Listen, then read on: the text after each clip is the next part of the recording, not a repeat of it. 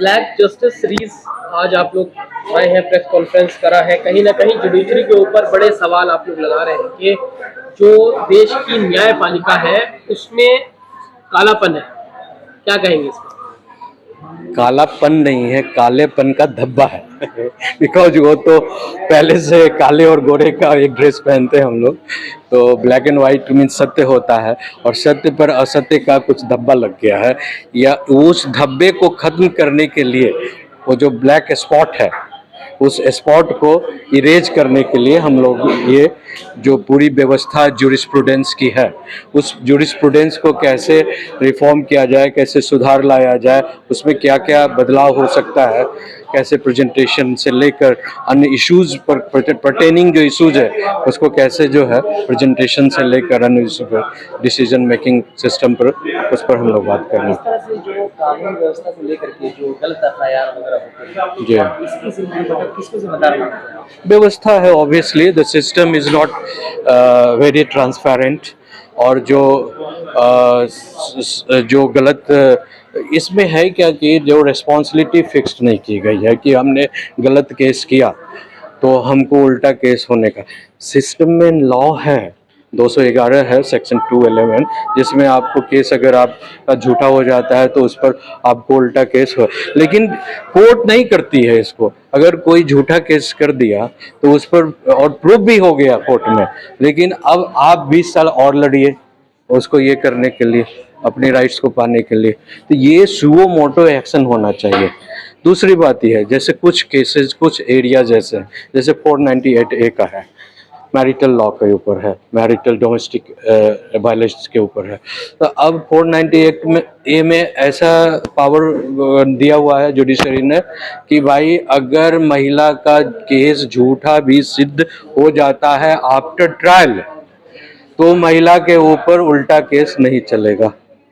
तो इसका मतलब क्या हुआ कि आप झूठा केस करते जाओ और प्रेशर में उसके माँ बाप सास ससुर सबको जो है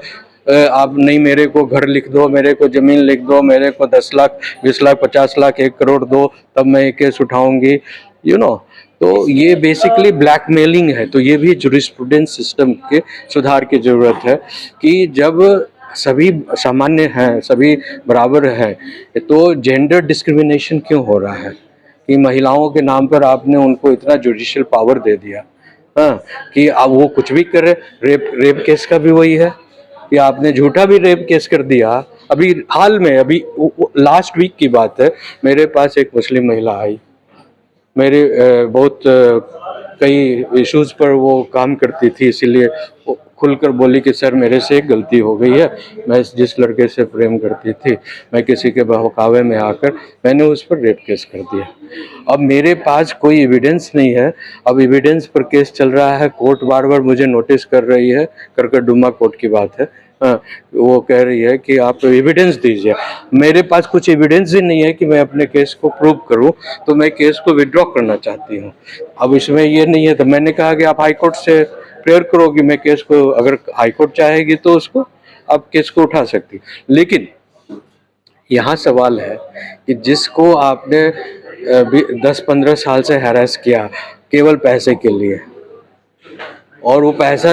आपको मिला या ना मिला वो मैं नहीं जानता, लेकिन जब आपके पास 10 साल तो वो सिस्टम हैरेस हुआ, 10 साल तो वो व्यक्ति जिस पर आपने झूठा केस किया वो हैरेस हुआ, हाँ, उसके बाद आप खुद आप पिटिशनर हैं, आप ही कह रही हैं कि मैं केस को विड्रॉ करना चाहती हूँ, तो these are the lacunas, these are the infirmities that we need to be reformed, we need to be changed, we need to be removed from the judicial systems. Sir आप पहले